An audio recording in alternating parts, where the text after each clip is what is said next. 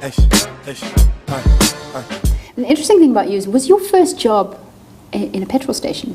It was. I'm struggling to picture that. Tell us about that. I was a cashier and wages clerk, and I was 16 at the time. And I remember how some of the employees would be embarrassed being handed over their wages by a little child, but it was fun. It was a great working environment. And I was already working with money at that stage, so it was fun. It was a good job. So accounting was your plan B, is that right? Or plan A, actually. When I came out of school, I wasn't encouraged to get into music because nobody in my family perceived it as a real career. So the logical thing was to, do the usual. But accounting was one of my best subjects in high school, so that's a field I went into. I worked in that environment for 2 years. It was wonderful. It was really quite rewarding. It was just amazing. But I remember when I got my second promotion, I was sitting with my regional managers, and they were telling me how much potential I had, and something about that was depressing because I was like, I'm going to become you, and I don't like what I see. And I really became depressed. It felt like, that's it, life is over. That I can see what I'm destined to become, and there's nothing exciting about it. And I thought to myself, surely there must be something more to it. I was 22.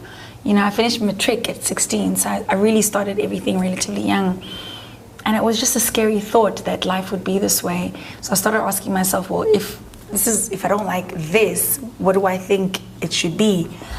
And my only association with happiness or excitement was, music, because I was singing throughout college, and that was exciting. I was moving around from college to college, singing in different environments, and just connecting with people again through music was amazing for me.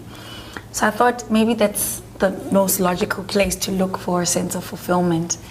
And when my mom gave me her blessing, because I was young as well, she figured, I had a 5-year plan, so by year 5 I would have been 27. So that's still young enough, and I thought, let's give it a go, and that was 10 years ago. Well, I'm not sure if he's a stalker, but you have had one artist who was particularly interested in you, the Richard Scott. Yes. What was the story there? I remember. Oh, hello, that's me. Well, you see, this is the thing about it, because you wouldn't immediately say that was you. No, it's definitely my nipple, though. You can really? You sure about that? I know my nipples. So so now explain this to us. How did this artist come in? You didn't sit for him, or did you? No, we took a picture for the album Vinyl, because they were bringing out vinyls then well, it's not that far back, but they brought out CDs and vinyls because it's dance, so the DJs wanted the vinyl version.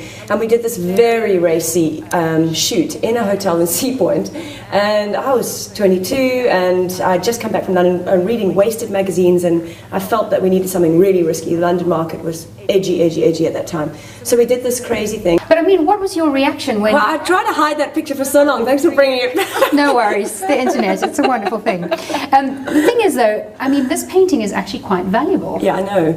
And this artist is quite revered. So, have you spoken to him? Have you even met him before? Yes, we did a shoot for GQ about 6 years ago, and it was hanging in one of the waterfront apartments. I think one of my ex-boyfriends bought this painting. It's now hanging in his house. Really? Now that's a bit odd. And he didn't know it was me. So really? When I walked into his house, I said, "That's me." And he was like, "Crazy lady." No, the likeness is uncanny.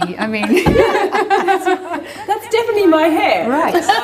But he didn't know the whole story, and he couldn't believe it that he had bought this very valuable painting, and then he was soon to date the subject. I